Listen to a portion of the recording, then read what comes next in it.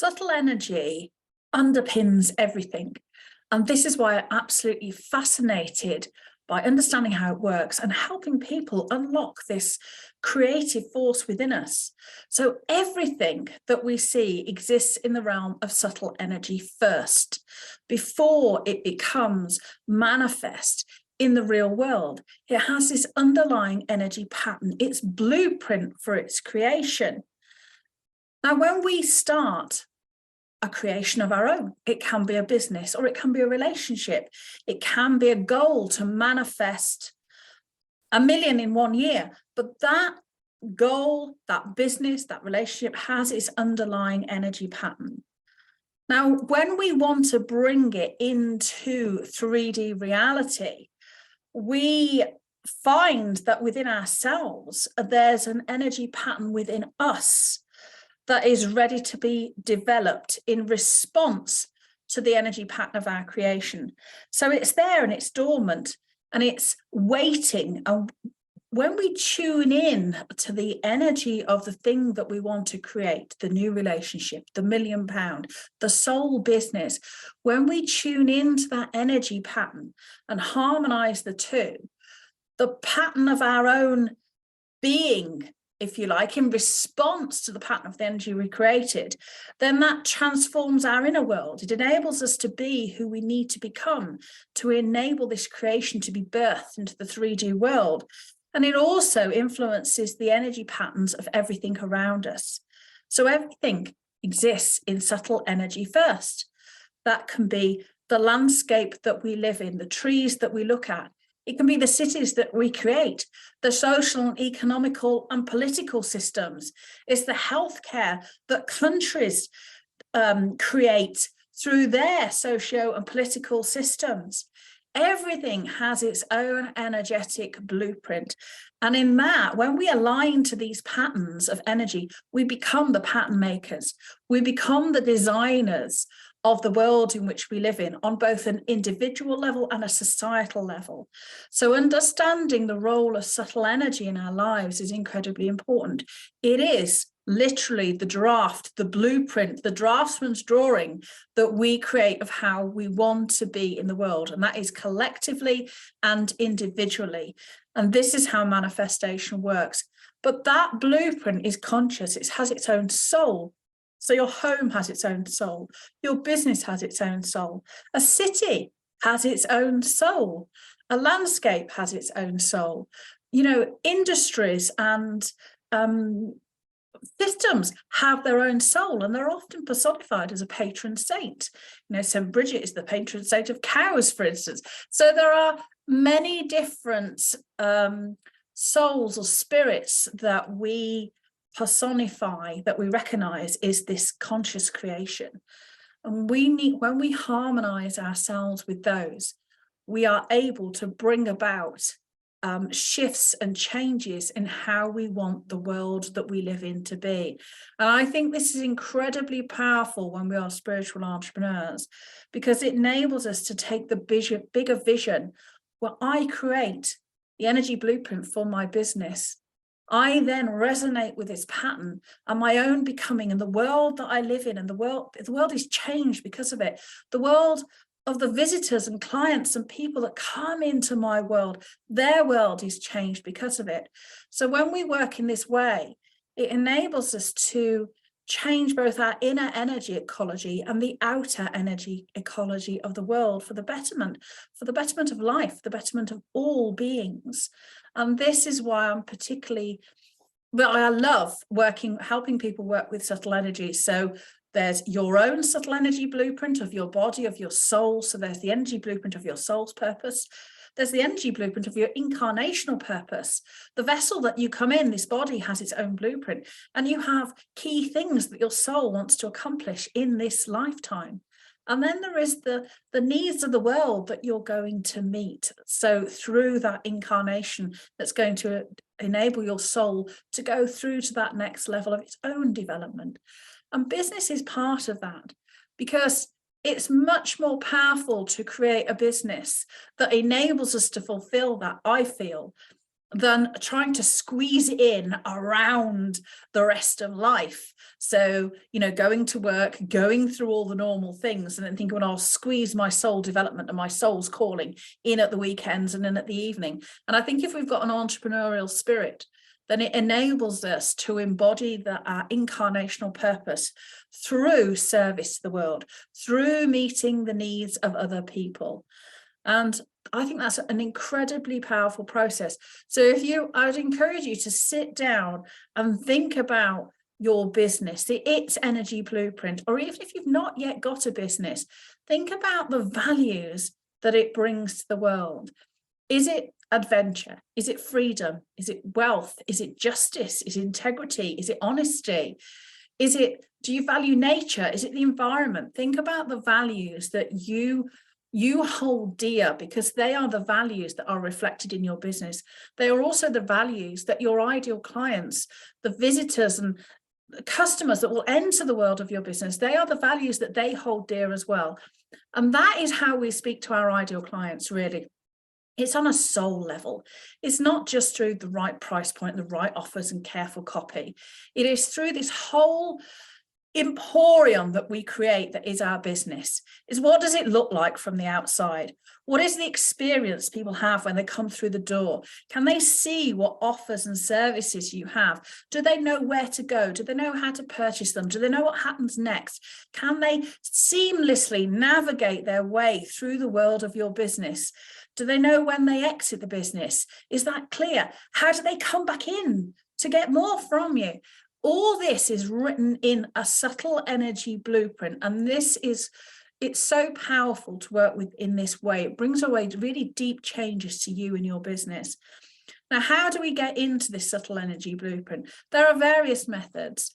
Tuning into our body is one, but also intelligent questioning. It is not enough to just sit there in the body and go, well, I can feel something. We need to know what that feeling is. We need to know what meaning is coming up for us. We need to process that. So intelligent questioning is really key. Now, intuition and intelligence are two sides of the same coin, so we need to use them both. And there are various methods for enhancing our intelligent questioning and intuition. We can go down the realms of numerology or any of the other esoteric modalities that enable us to ask intelligent questions and get an answer. My preferred modality is dowsing, because dowsing is often dismissed because for what people think it is rather than what it actually is. So they think dowsers are sitting there holding a dowsing tool, a pendulum or a dowsing rod. See, I have to have a dowsing rod on my desk here, a dowsing rod, and we are answering the questions. And many people think that some weird outside forces are moving the rod or the pendulum. Now, any dowser worth their salt knows that we actually move the pendulum. So when I train people to dowse for their own energy blueprint or for the energy blueprint in their homes, they have a supportive environment, or indeed when we're working with the soul of their business, sometimes we employ dowsing in that as well, to ask carefully framed questions, because what dowsing gives you is a distinct yes or no answer. Not looking at a tarot card with a picture on and going, I wonder what that will mean. We can ask carefully framed questions about our energy, about our health, about our home, about our business. Is it in my best interest to launch a new offer? What would be the best time to launch this offer? January, February, March, April. You get a yes, no. Is my current ideal client a good fit for this offer? And then these are intelligent questions we want to be asking anyway, particularly in business. But this is how dowsing is really helpful. It enables us to ask clear, concise, and unambiguous questions to which there is only a yes or no answer. And then that informs the action that we're going to take. So if there is something we want to accomplish, we want to extract from the subtle energy blueprint of our business, because it is just energy and energy isn't in words, then we can use dowsing to do that. Similarly, if there is an energetic problem, the subtle energy in our landscape or in our home that is holding us back, and it can do, because the subtle energy in the landscape is the fertile soil in which everything in that area is planted in. And I've done a previous podcast on how the subtle energy and these are measurable subtle energy fields like electromagnetic, are directly, there's a direct correlation, direct relationship between the electromagnetism of an area and your ability to be wealthy and have a happy and fulfilled life. Now, many people don't know that. So a lot of the self-help gurus and manifestation guides out there will tell you that it's all an inside job. Success. It is not. There is a huge correlation between the subtle energy where we live and our ability to create success. But the other thing that people don't talk about is actually through much sociological research, and I used to be in the field of sociology, is another one of the big deciding factors in people's ability to create success is the socio-political and economic environment in which they live. There is a thing called the poverty trap that people can get stuck in. So once you get below a certain income level, you're just stuck. The system actually keeps you there. And this is nothing to do with your ability to create the life that you want. So what we would in that circumstance, so we need to look at the subtle energy blueprint of poverty. How have we created that as a society? And then do something about it. It's very difficult to do something about this as an individual level. And this is why I perceive working with subtle energy so important. It needs to be something that we bring back into societal consciousness. It needs to be something that we bring back into our awareness as we create business, so that we can start to shift the system, because the more spiritual people that have wealth, the more we can influence how the world of politics and social structures and economic structures and educational structures and health structures that look after all our people, look after everybody of different demographics and different where they are in the hierarchy of society, so our happy fools and our elderly and whoever they may be, we need to look after everybody, and understanding that we are the pattern makers. We create these subtle energy patterns through how we go about our life, that we manifest not just on an individual level, but on a societal level. Then if we can unlock our ability to become more fulfilling pattern makers by understanding that this energy pattern is there and that it has a consciousness that we can interact with, then that has a profound impact. It has the ability to create profound change in society. I can't do this alone. So this is why I help entrepreneurs and any spiritual people really start to work with their own energy blueprint, the energy blueprint of their body, the energy blueprint of their home, and the energy blueprint of their purpose. Because when we align those nested energy ecologies, then we can create profound change in our internal energy and our external world. So there is your purpose. It's encased in your body and you live somewhere to achieve it. And we live in many, many nested energy ecologies. There's the energy ecology of your town where you live. There's the energy ecology of your home. There's the energy ecology of your ancestry. There's the energy ecology, as I say, of the socio-economic and political circumstances in which you live. And once we can start to attune to these energy patterns, a corresponding energy pattern comes up in us it will come up if it's ready and the time is right for us to bring that 3D energy pattern of our creation into 3D form.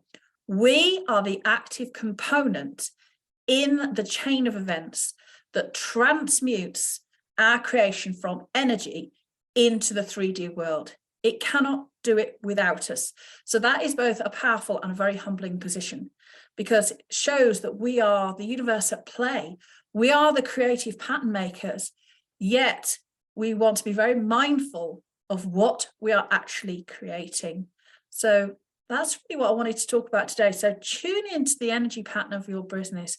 What really is it that you want to achieve in the world? Or tune into your own energy pattern. What is your soul's purpose?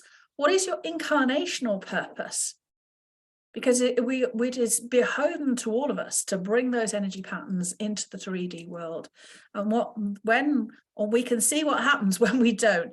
People's lives, people's mental health, people's health on an individual and a societal level start to go down when we don't take acknowledge of when we don't acknowledge our own power. So you are incredibly powerful. You are a pattern maker. You are the universe's force at creative play. So embrace your ability to create patterns and embrace your ability to transform them into your 3D world. And so many of, the law of attraction is just one of the many laws of the universe that enables us to manifest. But it is not the only law of the universe, and there are many others. And our ability to create success and have happy and fulfilled lives is not just an individual responsibility. It is a collective and societal responsibility.